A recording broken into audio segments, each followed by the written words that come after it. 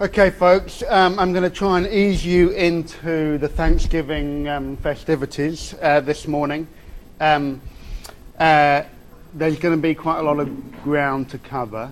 There's quite a few clips between the way, but I'm going to go quite fast to begin with to make sure that I get through the material.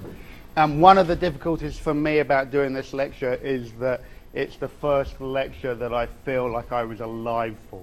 So obviously, I was born in 1965. I grew up amongst the wreckage of Britain in the 1970s. So it's hard to be concise because it's full of delicious memories.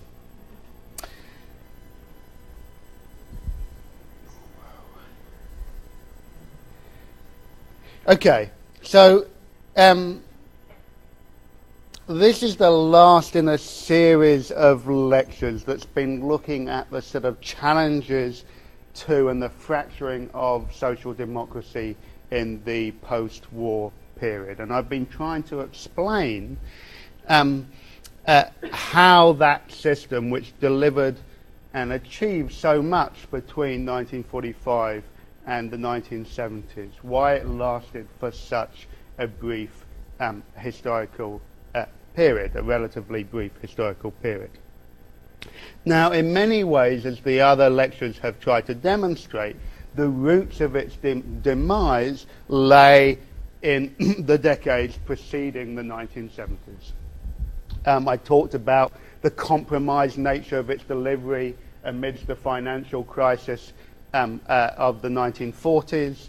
I talked about its technocratic, sort of paternalist nature rather than its democratic participatory nature in the 40s and 50s.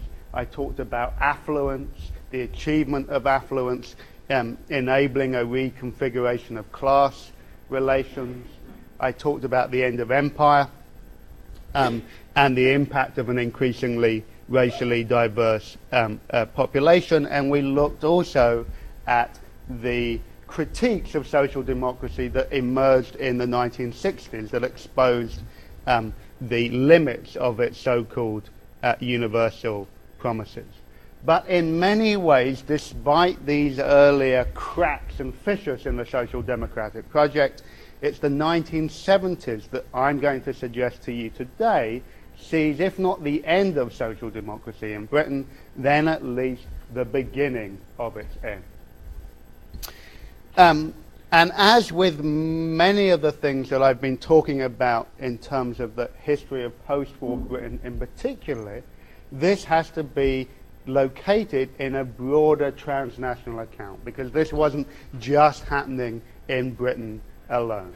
And rather as in the 1870s, rather as in the 1920s and 1930s, rather like the 1940s, again, what we have here is a global economic crisis, or a global economic restructuring that is occurring. And it occurs around a series of different processes. The first is the collapse of the Bretton Woods system that had enabled the regulation of currency markets that had been set up in the wake of the Second World War, and it basically collapsed in the late 60s and early 70s and led to floating currency exchanges like we have now. There were also mounting budget and trade deficits across the Euro-American world. There was obviously the oil crisis of 1973, where Arab oil countries placed an embargo in response to the US support of Israel during the Yom Kippur War. And there was, again, the very general experience of stagflation, of stagnant growth and rising inflation across the developed economies of the Euro-America. These processes generally lead to both the internationalization of financial markets and the liberalization of financial markets that went along with that, and the growth of a new type of right-wing politics. Okay? through the Conservative Party in the UK and through the Republican Party in the US. But there is a specific British flavour to what happens in Britain in the 70s. And I think it takes a specific set of conditions for a number of reasons. First, think of how throughout this class the British economy has been propped up by its old imperial economy. Okay? Structurally, since the 1840s, Britain had depended upon its possession of empire. And even since the 1940s had been dependent upon the sterling area at propping up the value of its currency. That no longer is possible after the floating of the pound. The sterling area basically collapses in 1971. The second is an increasing political obsession with the idea of decline, that Britain was in a type of terminal decline. Well, not terminal, but politicians across the political spectrum argued about how badly Britain had declined, economically, imperially, politically, and so forth, culturally. And this idea of decline was very unique to Britain because it, of course, had furthest to fall. Thirdly, and I have to thank my colleague Tom McCurr for this insight, which I think is spot on, there is a unique position of the trade union movement in the UK.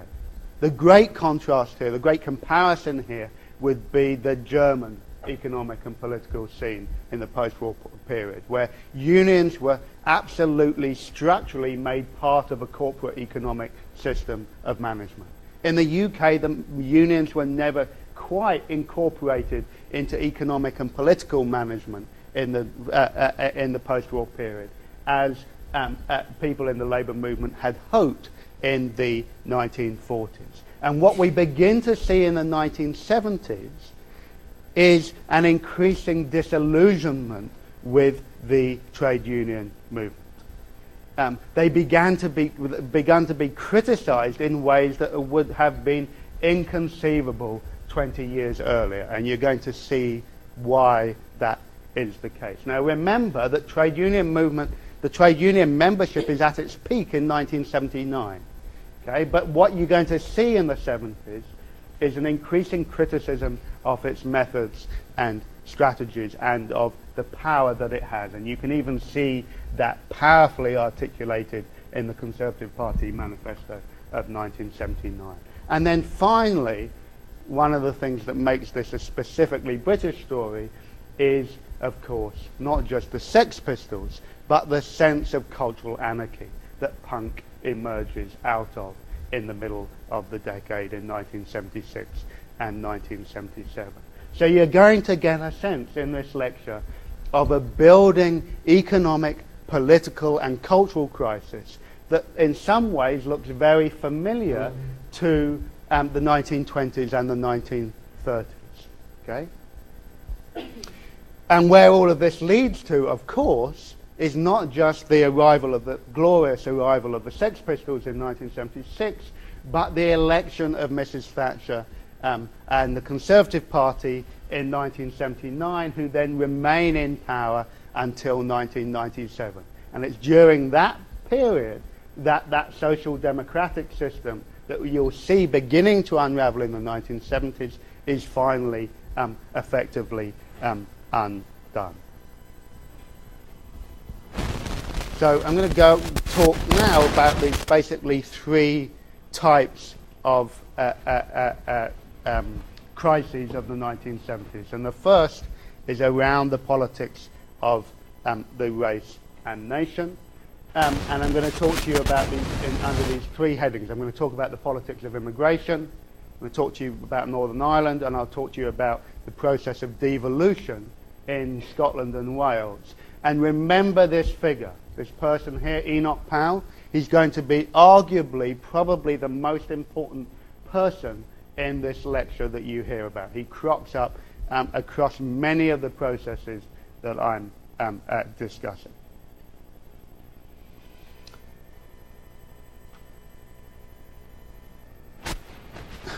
My screen has gone crazy. I've just downloaded the Lion app on my computer and it's messed up everything. I'm sure I'm going to get it under control, but at the moment I can only see what's on the board. Okay. Throughout the entire 20th century, emigration exceeds immigration. Okay. This is actually wrong.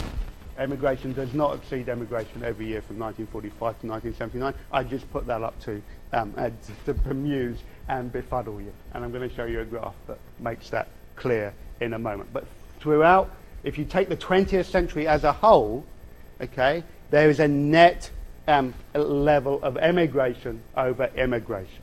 Now the point, and we know that immigration has been going on for centuries in the UK, but rather like poverty, it only becomes a problem, it only becomes politicized at specific historical periods. So remember that all of that kerfuffle over the Jewish immigration in the late 19th century that led to the Aliens Act. Okay, that was less about numbers than it was about how it was that the problem of immigration could be used.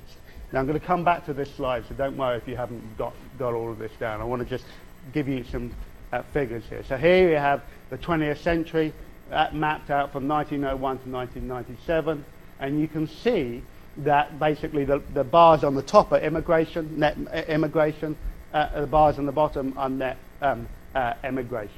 Now very interestingly, you'll see that it's in the 19th, this is the big exodus before the First World War, and then you get a slow rise in the 1950s. But this is the period that is often taken to be the most dramatic growth in the so-called Commonwealth immigrant population in Britain. And yet, during the 1970s and 1980s even, that more people are emigrating from the UK.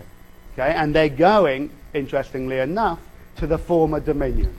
They're going to Australia, New Zealand, South Africa, Canada, and even to the US. It's not until the 1990s that immigration becomes statistically much more of a factor. And here we have a graph that shows you both the percentage of the numbers of immigrants per decade and the percentage, the proportion of the population. Again, it tells a very similar story here. The numbers are less than 200,000 during these decades. It's not until the 1990s that the takeoff is very good, and we're talking about a percentage of the population that goes from just under 5% of the population up to about 6.5% in 1991. Okay, so it's important to get that these numbers are not huge. Okay, it's a tiny percentage of the population that we're talking about. But of course, immigration wasn't the only issue. The issue was the percentage of people of colour in the UK, i.e. people who haven't just arrived, but people who now grow up as second or third generation migrants. And now the category we're talking about is not immigrants, not the Commonwealth immigrant, but the ethnic minority. Okay? This is the term that is used in the UK to describe these groups. You can see that again, the white Anglo-Caucasian population, this is in 2001, is 92% of the population, and the size of these populations continue to be remarkably small. So